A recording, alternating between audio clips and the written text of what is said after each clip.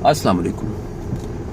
Stock exchange में जो लोग काम करने के लिए दाखिल होते हैं, वहाँ पे आते हैं, उनको वैसे तो स्टॉक एक्सचेंज का सिलसिला ही बड़ा फैसिनेट करता है कि नंबर्स जो हैं मुसलसल तब्दील हो रहे हैं और रेट्स ऊपर जा रहे हैं, नीचे जा रहे हैं, तो इसमें बड़ा कुछ हो सकता है। लेकिन उनको एक चीज़ जो बहुत फैसिनेट करती है वो है डे ट्रेडिंग।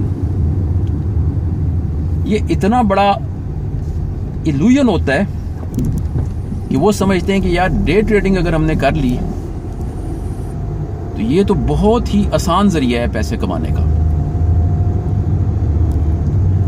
डे ट्रेडिंग से मुराद ये होती है कि सुबह आप समझें 9:30 बजे अगर मार्केट खुली है और 3 बजे बंद होनी है, तो आपने इसी वक्त के दौरान में कोई शेयर खरीद बेच लेना है।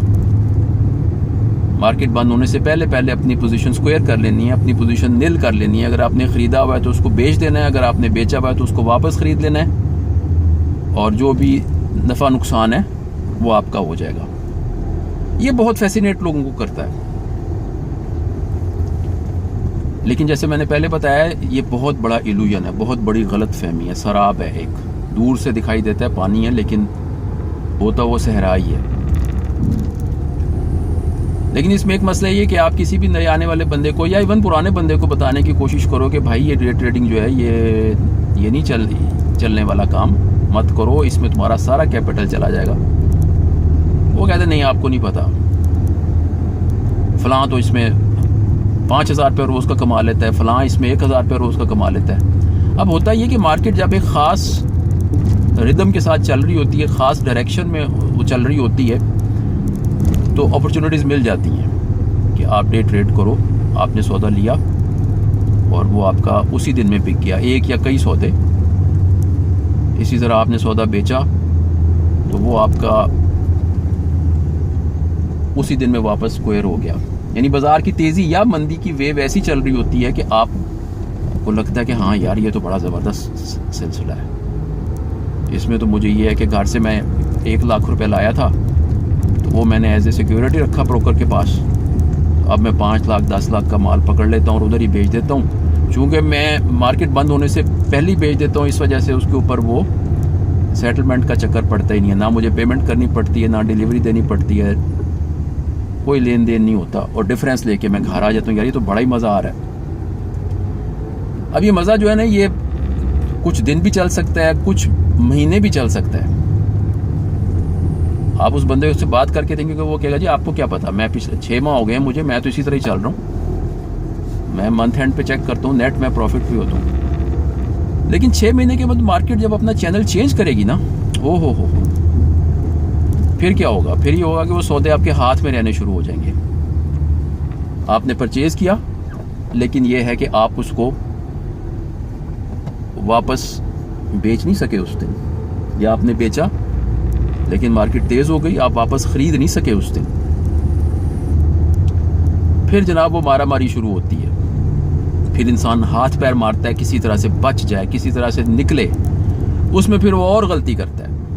मतलब उसने पहले सौदा खरीदा, बाजार मंदी हुई, तो वो डेढ़ होशियार बन के सोचता है लो जी मैं जो लिया हुआ है उसको भी बेचता हूँ और ऊपर से शॉर्ट भी करता हूँ, बाटा भी लगाता हूँ। 10,000 शेयर लिए थे, अब मैं 20,000 बेचता हूँ। 10,000 तो वो बेचता हूँ जो मैंने खरीदे थे, और 10 चूँकि अब बाज़ार गिर रही है, मेरी ख़रीदी हुई पोजीशन जो थी, मेरी लॉन्ग पोजीशन जो थी, उसके लिए अनफेवरेबल हो गई है। लिहाजा ऑटोमेटिकली अगर मैं अब शॉर्ट करूँगा तो मैं कमा जाऊँगा। थोड़ी देर बाद वो देखता है कि वो जो उसने शॉर्ट किया था अब बाज़ार वापस ऊपर होना शुरू हो गई है,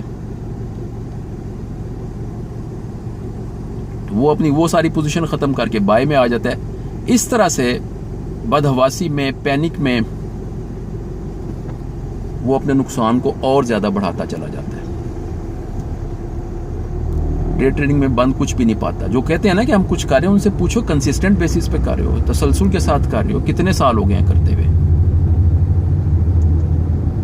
क्योंकि अगर ये इतना ज़्यादा आसान होता तो फिर तो जनाब सब लोग यही करने बैठ जाते हैं। ऑनलाइन आप बैठे होते, कहीं जाने की भी ज़रूरत नहीं, और बस दिया बेचा, बेचा लिया। फॉरेक्स में भी लोग इसीलिए मरते हैं, उधर तो खैर डिलीवरी का चक्कर ही नहीं होता। उधर लेवरेज भी बहुत बड़ी बड़ी होती है, तो वो इसी चक्कर में भी मारे जाते हैं। तो मैं तो यही कहूँगा कि बेशक आपका दिल माने या ना माने, लेकिन आप इस बात पे यकीन कर लें कि ये जो डे ट्रेडिंग है, this is just an illusion. Consistent basis पे आप नहीं कर सकते। हाँ, ओकेजनली आपको चांस मिल सकता है, वो आप अवेल करें, कोई मसला नहीं, लेकिन इसको अपना वे ऑफ डूइंग बिजनेस बना लेना ये पॉसिबल नहीं होगा।